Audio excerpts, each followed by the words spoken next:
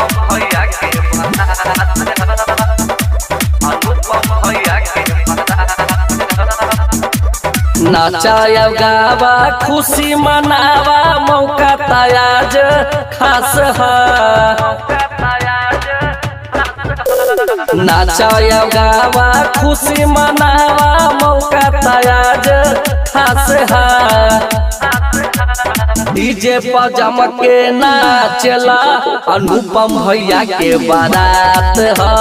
DJ पे जम के नाचला और पांडे जी के बारात है। बन गईले दूल्हे राजा तो भैया खुशी के आज बात है।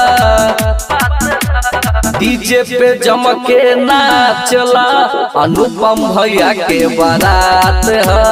डीजे पे जम के नाचला और पांडे जी के बारात है।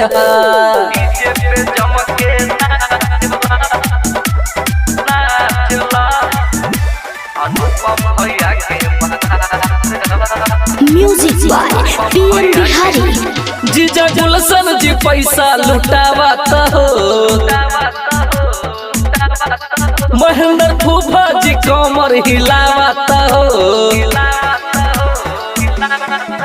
मामा धर्म देव पैसा लुटावत हो। सुरेंद्र मामा जी कमर हिलावत हो। पापा हरी से चंदर जी के खुशी से भरल आँख है।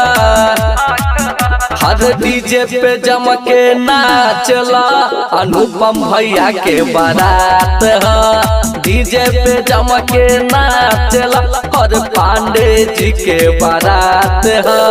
डीजे पे जम के नाचला अनुपम भैया के